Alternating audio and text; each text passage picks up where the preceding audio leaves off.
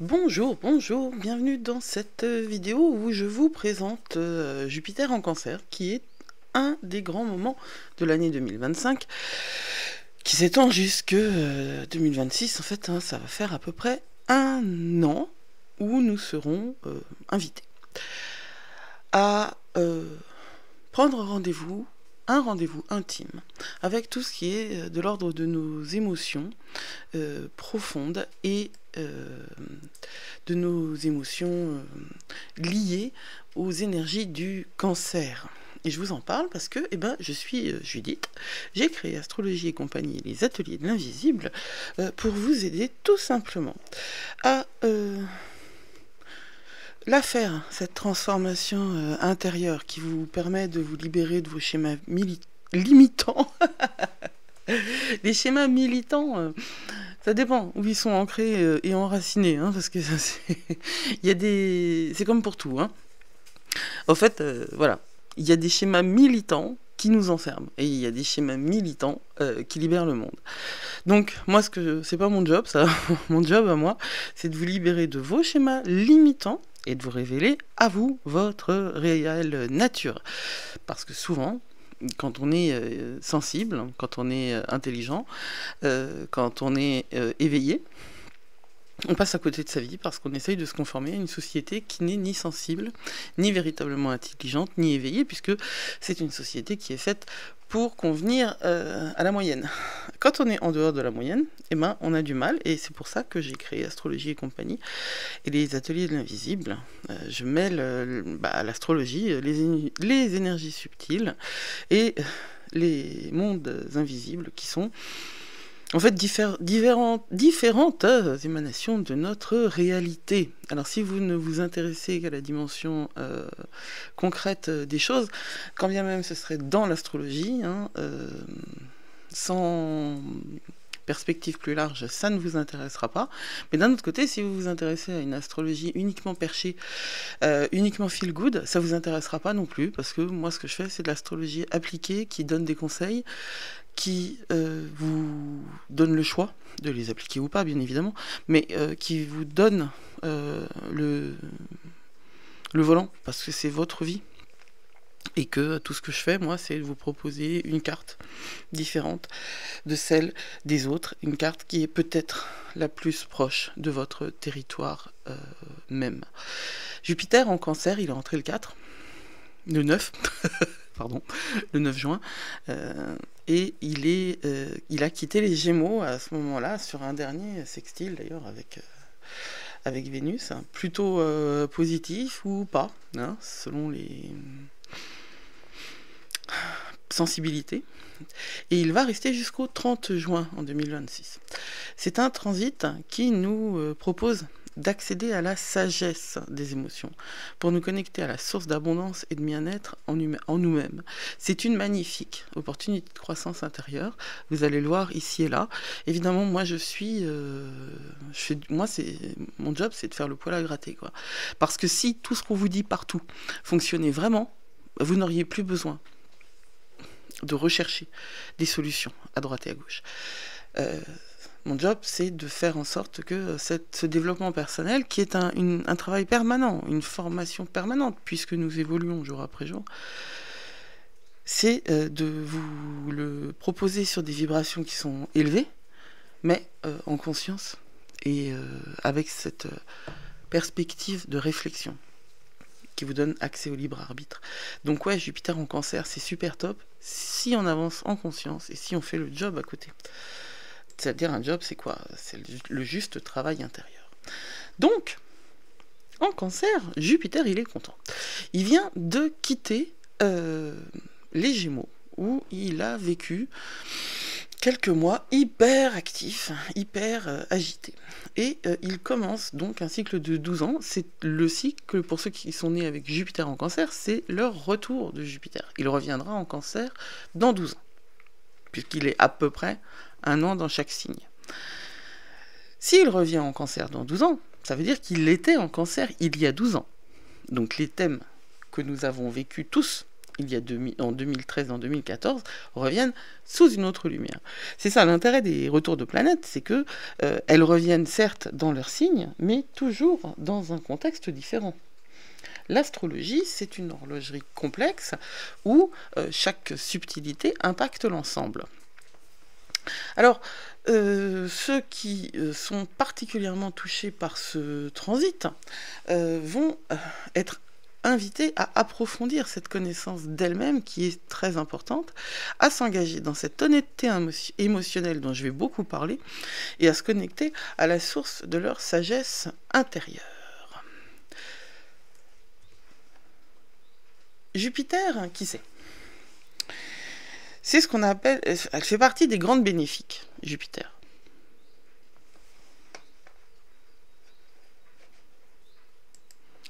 Les grandes bénéfiques en opposition aux grandes maléfiques comme Saturne, Pluton. Enfin, c'est surtout Saturne, la grande maléfique. On l'appelle Jupiter en rapport avec Zeus, qui est Jupiter chez les Romains, parce que c'est la plus grande planète du système solaire, tout simplement. Donc, elle passe 12 mois dans chaque signe, et elle met environ 12 ans à parcourir la route du zodiaque. C'est une planète que j'appelle la loupe. Mais parce qu'elle est capable d'amplifier absolument tout. Toutes les planètes, tous les signes, tous les points, tous les espaces où Jupiter arrive, c'est grossi. C'est mis en valeur et c'est multiplié. C'est-à-dire, et alors, c'était considéré comme grande bénéfique par l'astrologie traditionnelle parce cette astrologie-là, elle était construite sur une opposition du bien et du mal. Moi, je vois les choses d'une manière complètement différente. Il y a du plus ou du moins, mais est-ce que c'est du bien et du mal ? Je veux dire, Jupiter peut amplifier même des positions qui ne sont pas obligatoirement bénéfiques. Et des positions qui ne sont pas considérées comme bénéfiques par l'astrologie traditionnelle peuvent au contraire être de véritables tremplins pour se sortir, pour changer, tout simplement. Tout ça, c'est une question de structure, de cadre dans lequel on regarde les choses. Hein. Nous ne pouvons pas penser la société en 2025 comme nous l'avons pensé, ne serait-ce qu'en 2000 et a fortiori en 1980. Donc Jupiter, c'est quand même l'abondance, la croissance, la bienveillance, la sagesse et la générosité. C'est un catalyseur d'expansion, et cette énergie, elle nous incite à nous lancer toujours dans des voyages de découverte de soi, et elle nous incite à développer notre cosmologie et notre philosophie de vie. Jupiter dirige le Sagittaire, donc ça ne vous surprendra pas. Elle a passé 12 mois en Gémeaux, cette planète. Et en Gémeaux, elle était dans l'expansion mentale, la soif de comprendre et la diversité de points de vue. Ça nous a aussi fait penser à 75 000 trucs en même temps. Et le Gémeaux, c'est le signe de la rationalité, alors que Jupiter, donc, elle dirige le Sagittaire, mais avant, elle dirigeait les poissons. C'est-à-dire qu'avant qu'on découvre Neptune, c'était Jupiter qui dirigeait les poissons. Donc elle est dans les processus d'apprentissage liés à l'expérience directe, au voyage au long cours et aux lois naturelles. C'est-à-dire l'inverse en fait du Gémeaux, qui est dans la rationalité et dans le petit milieu, c'est-à-dire le circuit court, on va dire. Jupiter, elle est associée donc à la fonction intuitive de l'esprit. Elle dirigeait le poisson et elle était donc en Gémeaux, pas exactement dans l'espace où elle se sentait le mieux. C'est-à-dire c'est un petit peu étroit et un petit peu vibrionnant pour elle. Alors, quand elle était en Gémeaux, elle a multiplié notre soif d'apprendre, évidemment, mais elle nous a aussi mis au défi de nous poser trop de questions, beaucoup de questions, sans nous attacher à trouver des réponses. Alors, on va du très très bon côté des choses, c'est la sagesse du doute, poursuivre des recherches, apprendre, remettre en question ce que nous pensons savoir, poser des questions sans obligatoirement attendre de réponses. Donc poser des questions pour l'essence même d'interroger le cadre, d'interroger ce qui se passe autour de nous, parce que interroger, c'est ouvrir des portes à d'autres possibilités, c'est ouvrir le champ des possibles. Et ça, c'est véritablement le job de Jupiter, c'est d'ouvrir le champ des possibles. Quand on est en cancer, le cancer, quand il passe en cancer, Jupiter, elle va s'installer dans un signe dans lequel elle est exaltée, cette planète, hein, puisque c'est un signe d'eau, comme elle dirige les poissons, elle est exaltée en Cancer. C'est un signe qui est associé aussi donc à l'intuition. C'est-à-dire, c'est quoi l'intuition dans ce cadre-là? L'intuition, c'est la sagesse divine, c'est le timing divin. L'intuition, c'est ce que nous transmet l'univers, et ce que nous transmet les vibrations les plus hautes de l'univers pour nous permettre d'avancer dans la connaissance de quelque chose. L'intuition, elle se construit par le travail intellectuel. C'est l'octave après la rationalité. L'intuition, elle n'est pas dissociée de la rationalité. C'est réellement quelque chose à prendre en considération. On peut tout à fait construire et nourrir son intuition. En Cancer, on est dans l'intime. En Gémeaux, on était dans la communication. Et en Cancer, on est à l'intérieur de l'intime, à l'intérieur de la sagesse du cœur.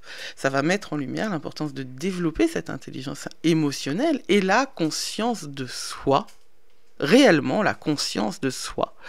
C'est un changement de cap radical. Nous ne serons plus conduits à être tournés vers l'extérieur, mais au contraire, tournés vers l'intérieur, à l'écoute de notre monde personnel et à... Comment dire, ça va travailler, ça va nous pousser à travailler cette capacité de nous reconnaître comme source de connaissance et de sagesse. Et c'est là que moi je vais mettre des petites... comment dire, ce sont des cadeaux, absolument, si on sait les utiliser comme il faut. Il y a des cadeaux de Jupiter en Cancer, vraiment, et des cadeaux très importants, surtout en 2025, autour de la notion de vulnérabilité transformatrice. S'ouvrir à ces émotions devient une force et pas une faiblesse dans ce transit-là. Et honnêtement, c'est bien quelque chose dont on a besoin parce que nous vivons dans un monde où la masculinité blessée, frustrée, muselée, enfin celle qui s'est sentie muselée ces dernières années, revient en force et se venge et se répand dans un monde où l'ouverture aux autres est devenue symbole de danger. Donc, pour pouvoir, on ne peut pas forcer une société à accepter l'autre, et certainement pas par des dictates ou par des condamnations. En revanche, on peut travailler sur soi, chacun sur soi, pour comprendre que ce que nous vivons à l'extérieur vient de notre intérieur. Tout vient de notre intérieur. Quand bien même ce ne serait pas l'événement en lui-même, c'est la façon dont nous le vivons qui nous appartient. Et nous pouvons changer notre vie en changeant la façon dont nous vivons et dont nous regardons ce qui nous arrive.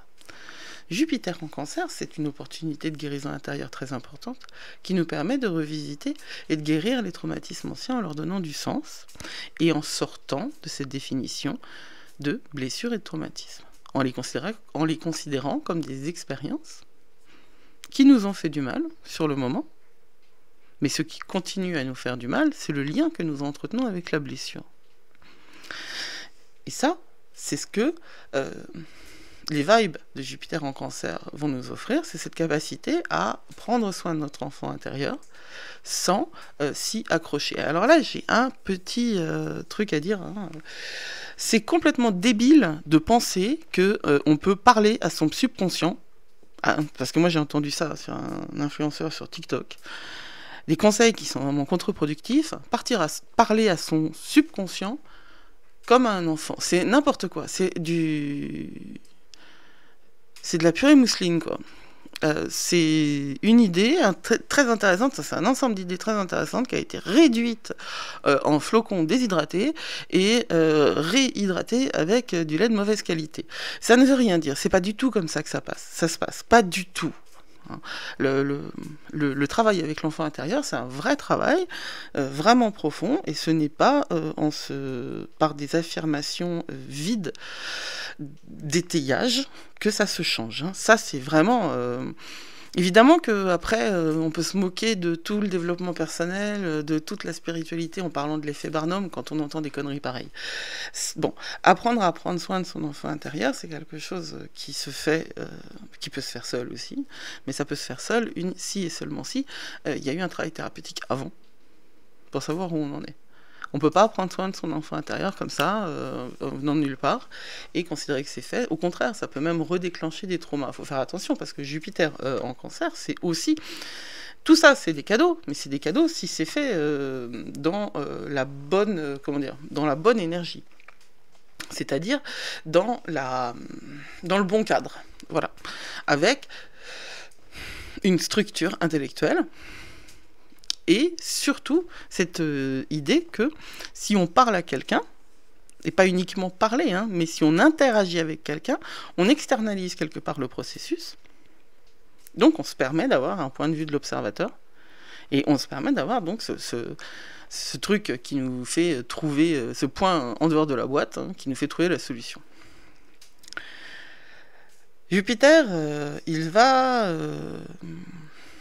connaître, et c'est pour ça que j'insiste un petit peu sur les côtés pas simples, il va connaître dès le début, dès son entrée en Cancer, un carré avec Saturne et Neptune en Bélier. Donc, c'est une conjonction dans les premiers degrés du Bélier, donc le degré vernal, parce que les deux planètes Saturne et Neptune viennent d'arriver.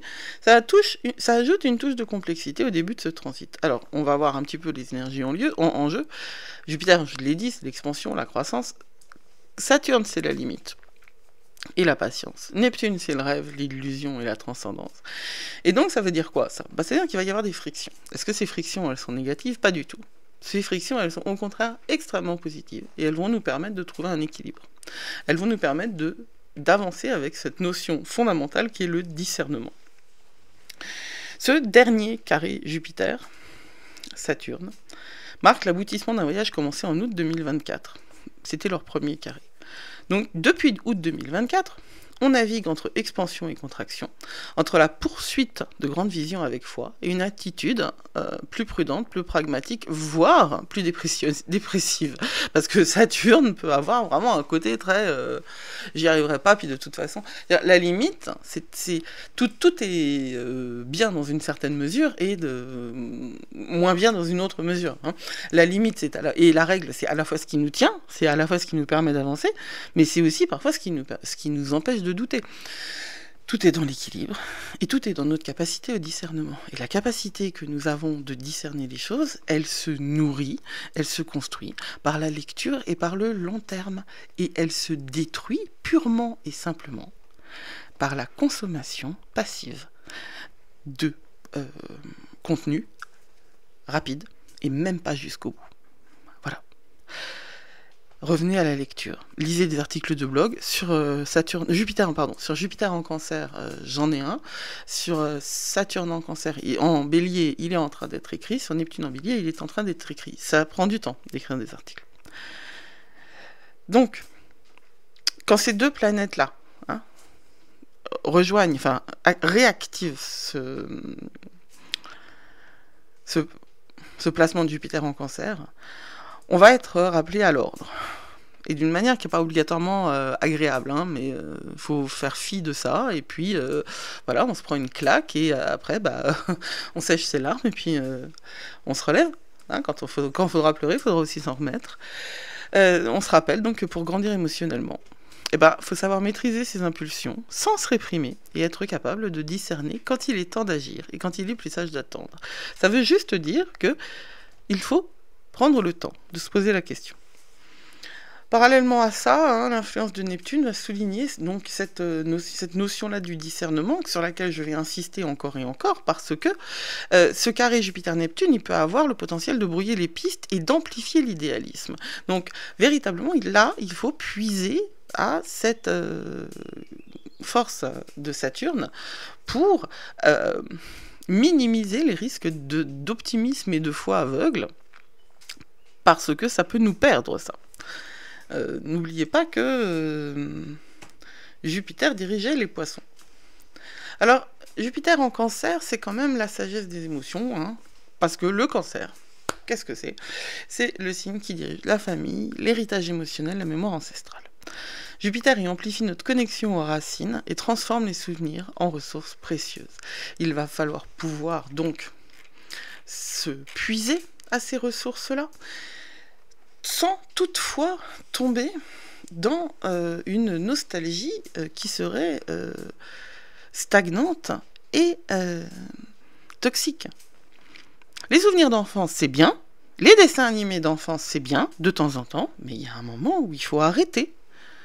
Euh, on, on a l'âge qu'on a, on a la vie qu'on a, et tant qu'on est à côté de ça, tant qu'on n'est pas entièrement à l'intérieur de ce que l'on vit, on ne pourra jamais rien changer. Hein. Donc, prendre contact avec ses racines, oui, hein, on va avoir 1 an pendant lesquels notre objectif, c'est justement d'être en contact avec ses racines, mais il ne faut pas oublier que cette année-là, elle va être colorée par ce premier aspect. Parce que quand il y a ce temps d'ingression, d'entrée d'une planète dans un signe, eh bien, l'énergie de cette planète dans le signe durant toute son installation dans ce signe-là est colorée par le premier aspect qu'elle fait. Et en l'occurrence, le premier aspect, il a lieu très très tôt, après l'ingression de Jupiter en Cancer. Et il va donc avoir une forte influence sur l'ensemble de notre année. Donc pendant toute cette année, on va connaître cette tension entre l'idéalisme et la limite. Donc pendant toute cette année, on va avoir à notre portée cette notion de discernement qui va nous permettre de nous reconnecter avec notre famille, nos souvenirs d'enfance pour pouvoir les guérir, et de nous reconnecter avec nos ancêtres aussi, et pour transformer ces souvenirs en ressources précieuses et en forces, de même que nos vulnérabilités vont devenir des forces. Ça va nous engager à honorer la vérité de nos sentiments et d'apprécier la sagesse de nos émotions. C'est une année où le développement de notre capacité à aimer, à prendre soin de nous et à nous sentir en sécurité ne pourra se faire que quand il y aura un travail de reconnaissance de là d'où on vient. On ne sait où on va que quand on sait là d'où l'on vient. Alors là, nous avons des illustrations idéales de la famille, de la maison. Et j'ai tenu à les garder, ces illustrations, parce que cet idéal-là n'existe pas. Ce sont des images qui sont créées par l'intelligence artificielle, et quand bien même ces réunions de famille auraient lieu, elles cacheraient de toute façon des secrets et des zones d'ombre. Et c'est vrai pour tout le monde. Est-ce que c'est un problème ? Oui, c'est un problème quand ce n'est pas su. C'est un problème quand c'est transmis de manière inconsciente et refoulée. Et plus on reste longtemps dans l'idée que c'est ça qu'on a vécu, moins on arrive à se faire sa propre vie. Or, nous avons vécu ça, certainement, ces images-là. Si nous les avons vécues, elles ont existé, ces images. Mais c'est pas parce qu'il y avait ces images-là que derrière, c'était pas pourri. Hein, parce que nos parents, ils ont fait ce qu'ils pouvaient, avec ce qu'ils avaient, comme tout. Hein, tout le monde, tout le temps. On fait ce qu'on peut avec ce qu'on a. Ça, vraiment, c'est la règle d'or, quoi. Hein. On fait ce qu'on peut avec ce qu'on a. Parfois, on peut vraiment pas grand-chose. Mais ça veut dire qu'on n'a pas grand-chose. Et je pense que ce qui est le plus difficile à admettre, c'est que nos parents n'avaient pas grand-chose. Ce qui est très très très important à faire pour vivre cette période de la meilleure des façons, c'est d'être dans le journaling. Le journaling, c'est noter ses émotions, noter ses ressentis. Là, vous vous engagez peut-être à le faire 1 fois par jour, ce serait idéal. 1 fois tous les 3 jours, 1 fois par semaine. Ou quand ça vous prend, parce que peut-être que vous avez énormément de mal avec la discipline et la routine. Mais l'essentiel, c'est de le faire. D'écrire. Le journaling, c'est écrire ce que vous ressentez. C'est pas uniquement écrire ce que vous avez vécu. C'est pas uniquement écrire ce dont vous avez rêvé. C'est écrire ce que vous ressentez.